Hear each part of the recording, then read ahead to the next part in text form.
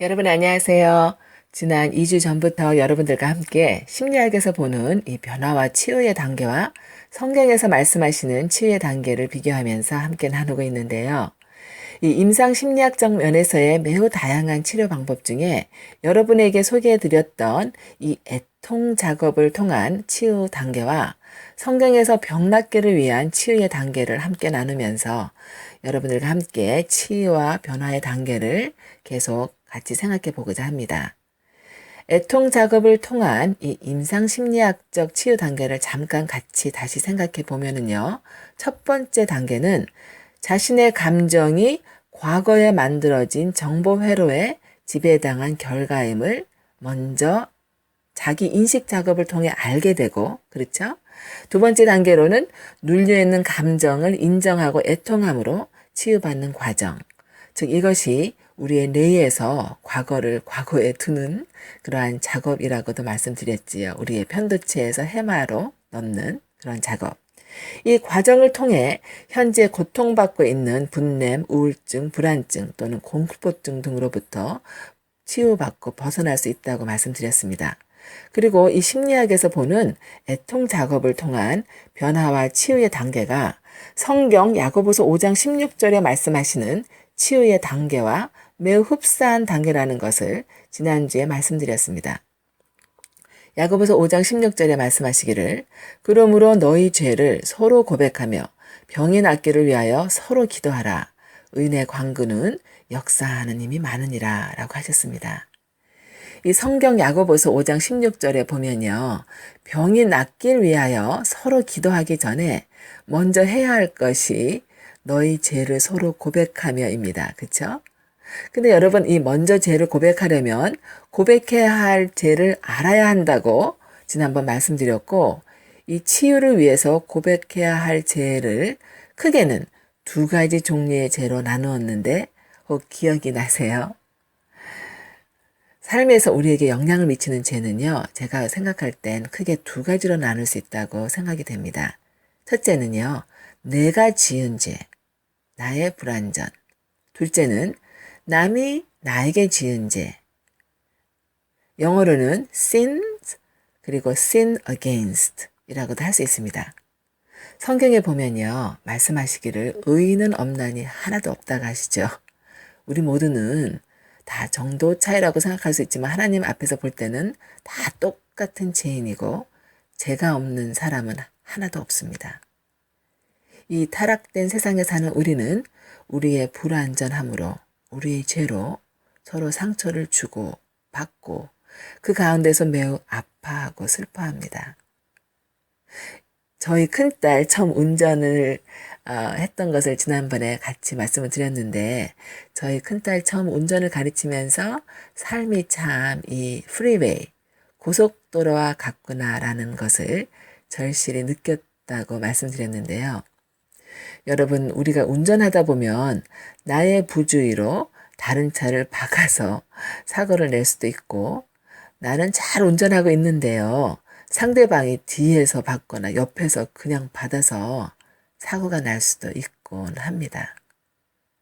인생의 고속도로에서도 살다 보면 나의 부주의로 또는 죄로 다른 사람을 아프게 하고 상처 주기도 하고 또 나는 잘하고 있는데 다른 사람의 부주의로 그들의 죄로 인해 상처를 받기도 합니다. 저희 딸이요, 운전을 배우면서 처음 고속도로를 탔었습니다. 옆에 제가 덜덜 떨면서 타고 있었는데요. 운전이 서툴다 보니까요, 이 아이가 차선을 바꿀 때요, 고개를 돌려서 옆에 블라인드 스팟, 차가 있는지 없는지 확인하지 않습니까? 고개를 돌려서 볼 때. 근데 이렇게 고개를 돌려서 볼 때마다요, 몸이 돌아가니까 이 핸들을 잡고 있는 손 또한 돌아가서 핸들 또한 조금 돌아가더라고요. 운전이 서투니까. 그런데 옆에 레인에 바로 차가 있었습니다. 그것도 큰 밴이었습니다. 그 사람도 굉장히 놀랬겠지만 우리도 놀랐습니다. 갑자기 옆차가 들어오는 것 같으니까요. 그 사람이 놀래서 접촉사고가 날까봐 빵 하더라고요.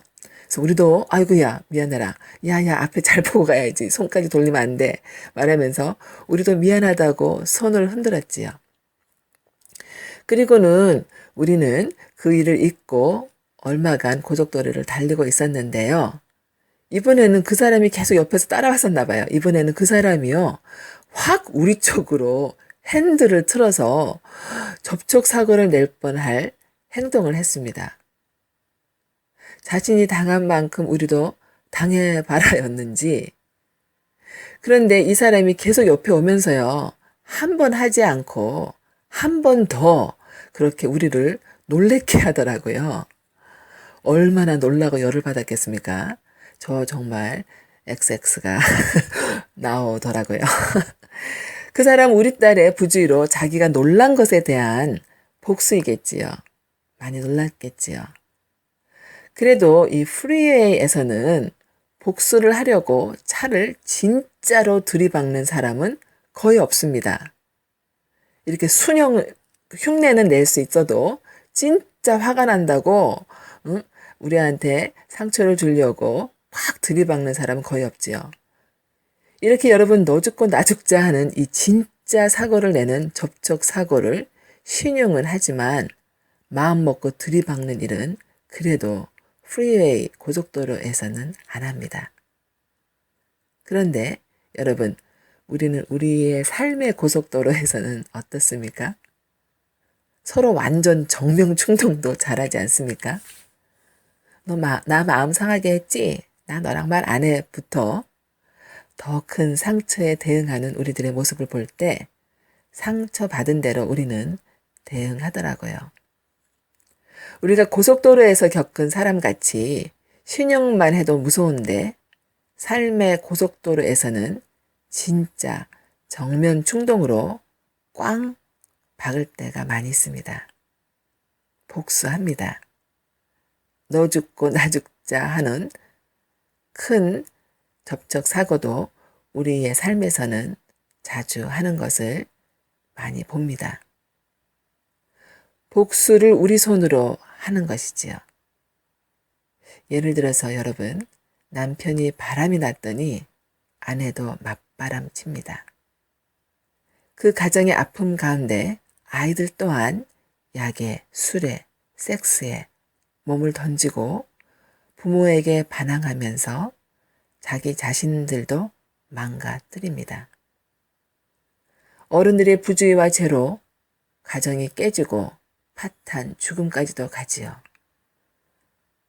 여러분, 바람난 남편 무조건 용서하라는 것이 절대 아닙니다. 복수의 충동에 내 힘으로 복수할 때 일어나는 엄청난 결과를 여러분과 함께 이야기하는 것입니다. 고속도로에서는 그래도 자제하는 이 정면 충동을 우리는 인생의 고속도로에선 서로 얼마나 자주 하시나요? 이렇게 서로 받고 바치는 인생은 악순환 일수밖에 없습니다. 받고 바치고 우리의 손으로 복수를 할 때 우리의 삶은 아수라장이 되는 것이지요. 성경에 보면 여러분 우리 하나님 아버지께서 말씀하시기를 복수는 나의 것, 하나님의 것이라는 말씀을 여러 군데에서 많이 하십니다. 우리를 사랑하시는 아버지의 마음이 아닐까 생각됩니다. 여러분 많이 아프시고 억울하십니까? 그래도 오늘 하나님의 말씀을 의지해서 복수는 나의 것이라고 하신 하나님 아버지의 말씀을 의지하시고 기다리고 참으시기 바랍니다. 그 길이 여러분들에게 좋은 길입니다. 내 힘으로 복수할 때 우리들의 인생뿐 아니라요. 우리 주위에 사랑하는 자들의 인생에서도 참사가 일어납니다. 고속버스에서 차 사고 날 때 여러 차가 같이 부딪혀서 아수라장이 만들어지는 것처럼요. 오늘도 작은 복수에서 여러분 큰 복수에 이르기까지 복수하고 싶은 마음과 행동들을 모두 십자가 앞에 가지고 와 복수는 나의 것이라 라고 하신 아버지의 앞에 우리 다 같이 드립시다.